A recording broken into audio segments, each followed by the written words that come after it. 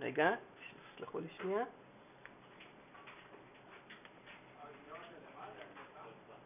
כן.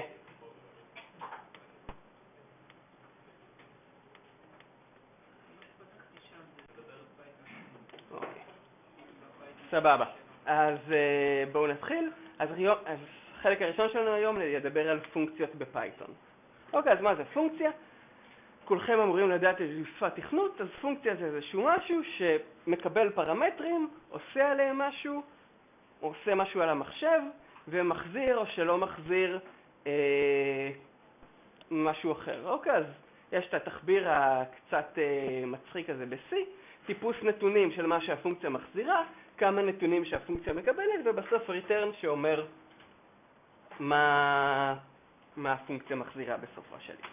אוקיי, תחביר של פונקציה, וההבדל העיקרי כשאנחנו מדברים בפייתון זה שאנחנו לא צריכים להצהיר על משתנים. אוקיי, במקרה הזה, זו דוגמה קצת גרועה. אוקיי, נדבר על משתנים אחר כך. אז אם ב-C, אוקיי, הפונקציה שלנו מתחיל, התוכן של הפונקציה מוקף בסוגריים מסולסלות, אז בפייתון, כמו במקרה של תנאים וכמו במקרה של לולאות, כל העסק מוזח פנימה בדרגה אחת, אוקיי, בדרגה אחת נוספת, וכל מה שמוזח מתחת לפונקציה זה התוכן של הפונקציה, אוקיי? יש לנו בלוק חדש שמהווה את הפונקציה. אם אנחנו רוצים שהפונקציה שלנו תחזיר ערך, ויש לנו את הנקודותיים שאומרים שכל מה שיבוא אחרי השורה הזאת שייך לבלוק. אוקיי? אם אנחנו רוצים שהפונקציה תחזיר ערך, כמו ב-C, אנחנו משתמשים ב-return, אוקיי?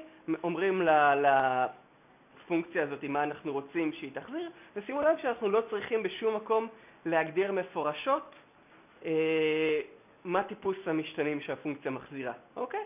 המכפלה הזאת כאן תחזיר לנו איזשהו טיפוס משתנים, אוקיי? הרדיוס הזה גם יכול להיות בטיפוס משתנים כלשהו, כל דבר שכפל עובד עליו, ובסופו של דבר אנחנו נקבל תוצאה, אוקיי? ההבדל העיקרי כאן זה יחסית ל-C, שאנחנו לא צריכים בשום מקום להגדיר על משתנים. אז בואו נסתכל על החלקים השונים. של הגדרת פונקציה, אוקיי? אנחנו מתחילים בדף, לאמור, אנחנו רוצים עכשיו להתחיל להגדיר פונקציה, השם של הפונקציה, ואחר כך בסוגריים הארגומנטים שהפונקציה מקבלת. אם יש לנו יותר מארגומנט אחד, אנחנו מפרידים אותה מן הסתם בפסיק, סוגרים סוגריים ומסיימים בנקודותיים. אוקיי? כל זה צריך לבוא בשורה הראשונה, מסתיים בנקודותיים, השורה הבאה מתחילה להיות מוזחת, מנומס לעשות את זה בארבעה רווחים, אבל תכלס במה שאתם רוצים, ובסופו של דבר פונקציה, מסתיימת ב-return ומחזירה ערך מסוים. אם אנחנו רוצים להעביר פרמטרים לפונקציה, אז כמו שאמרנו, בתוך סוגריים מעבירים את הפרמטר, מבצעים עליו פעולות ומחזירים. אוקיי? אם יש לנו יותר מפרמטר אחד, אז אנחנו מן הסתם, כמו שאתם מכירים, מעבירים לפונקציה פרמטרים לפי הסדר שבו הם מוצהרים. אוקיי? אם אני אנסה לקרוא לפונקציה שצריכה לקבל פרמטר, אוקיי, הפונקציה הזאת צריכה לקבל פרמטר אחד, אז הוא יצק לי type error, אנחנו צריכים לקבל בדיוק פרמטר אחד וקיבלנו 0. אוקיי, אז הוא ידפיס לנו איזושהי שגיאה ויצק עלינו ויכעס. אז אם אנחנו רוצים בכל זאת שאוקיי, אנחנו יכולים לפעמים להעביר פרמטר, אבל לא תמיד יבוא לנו, אנחנו יכולים לתת לפרמטרים איזשהו ערך ברירת מחדל. ערך שיהיה הערך של הפרמטר הזה, במקרה ולא קבענו שום פרמטר אחר. אוקיי? אז עושים את זה בצורה מאוד פשוטה, פשוט כשמצהירים בהגדרה של הפונקציה, קובעים את ערך ברירת המחדל של הפרמטר, אז במקרה הזה, אם אנחנו קוראים לדאבליט בלי שום פרמטר, הוא מניח שהפרמטר של x, שהערך של x הוא 2, מכפיל לנו את 2, ואנחנו מקבלים 4. אוקיי? אם אנחנו מעבירים לו פרמטר אחר שהוא לא 2, אז הוא מקבל את הערך החדש. אפשר לעשות דברים יותר מתוחכמים, אוקיי? יש לנו כאן פונקציה שמשתמשת במשוואות תנועה של חלקיק בתאוצה קבועה כדי לקבל זמן, מיקום התחלתי, מהירות התחלתית ותאוצה, ומחזירה לנו את המיקום שלו בזמן מסוים, אוקיי? אבל אם אנחנו לא מעבירים בכלל פרמטרים, אוקיי, אם אני מעביר את זמן, הוא יניח שזה חלקיק שמתחיל ב-x שווה 0, מתחיל במהירות 0 ועם תאוצת כבידה קבועה. אם אני לעומת זאת מעביר פרמטרים, אוקיי, בזמן שווה 5 עם תאוצה אחרת, 42 לדוגמה, אז איזה יופי, הוא ישתמש בהם ולבצע כפונקציה. אוקיי? חשוב לציין שאת הפרמטרים אנחנו מעבירים לפי הסדר, אוקיי? קודם את הפרמטר הראשון, אחר כך את הפרמטר השני, אחר כך את הפרמטר השלישי, תכף נראה איך אפשר לשנות קצת את הסדר, כן. ואם לצורך העניין במצב הזה הייתי רוצה שייתן לי את הברירת מחדל ל-x ול-t, אבל לא את הברירת מחדל ל-y. איך קוראים לזה? שאלה מצוינת. אוקיי? אם אנחנו רוצים לגשת לחלק מהפרמטרים לא לפי הסדר, תמיד אפשר לקרוא לפרמטרים שלנו בשם. אוקיי? יש לנו את הפרמטר הראשון, נשאיר אותו בתור 5, ואחרי זה אנחנו רוצים לקבוע את התאוצה ולא לקבוע את x ו-v, אנחנו רוצים להשאיר אותם בברירת מחדל, אז אנחנו פשוט מציינים במפורש a שווה 42, התאוצה שלנו היא 42. כשאנחנו קוראים לפרמטרים האלה בשם במפורש, אנחנו לא חייבים לשמור על הסדר, אוקיי? אין לנו שום בעיה קודם לתת את a שהיה הפרמטר האחרון, ואחר כך לתת את x0 שהוא הפרמטר הראשון. אוקיי? כל הפרמטרים שאנחנו קוראים להם בהתחלה לפני שאנחנו מתחילים לתת שמות ולפנות אליהם במפורש, חייבים להיות לפי הסדר. כל הפרמטרים שאנחנו רוצים, ואחרי שאנחנו מתחילים לפנות אליהם בשמות, אי אפשר לחזור לסדר, אוקיי? ברגע שהתחלנו עם שמות, חייבים לסיים עם שמות, אי אפשר פתאום לשכוח אותם. עונה לך על השאלה? כן. זה אומר שהשם A הוא גלובלי ואסור להשתמש במקומות אחרים? לא, זה לא. לא, רק אפשר כאן לכתוב משהו כמו a שווה ל-a, אם a הוא איזשהו משתנה שהגדרת במקום אחר. ה-a הזה יש לו משמעות רק שהוא ברשימת פרמטרים בקריאה לפונקציה, ורק בצד שמאל של השווה הזה, כן. אוקיי? אז באמת, אם יש לנו, סליחה, הפונקציה הזאת לא מוצרת, בואו נציר על הפונקציה. אז אם יש לנו, כמו שעמי שאל, a שווה 10, אפשר לכתוב דבר כמו a שווה ל-a, אוקיי? ואז הוא יתייחס לזה, כשה-a שבצד הזה, כשה-a בצד הזה זה השם של הפרמטר, וה-a השני זה איזשהו משתנה שהוא לוקח אותו מאיפשהו, משתנה מוגדר. אוקיי?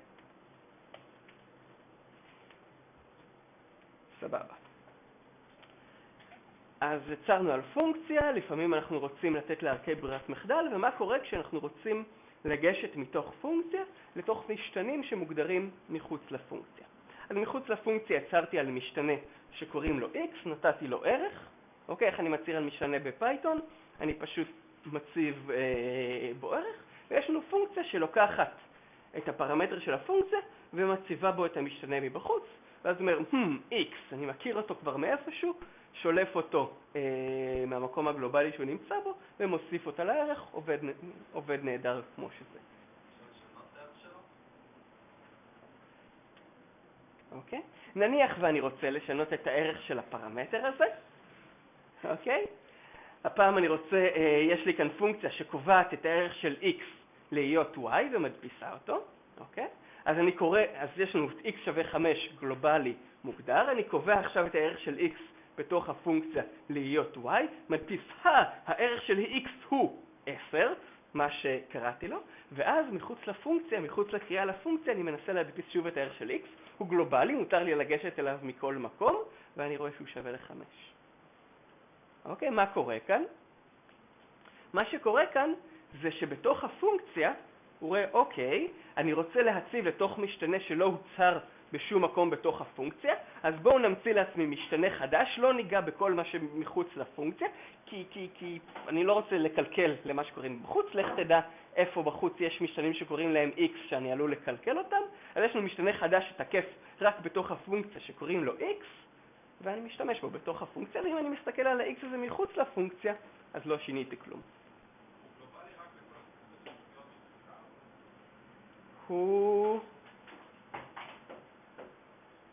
אני לא בטוח. הוא שאל אם הוא גלובלי לכל הפונקציות רק שנמצאות מתחתיו, כלומר, אם אני מגדיר כאן x שווה 5, האמת שאני לא בטוח.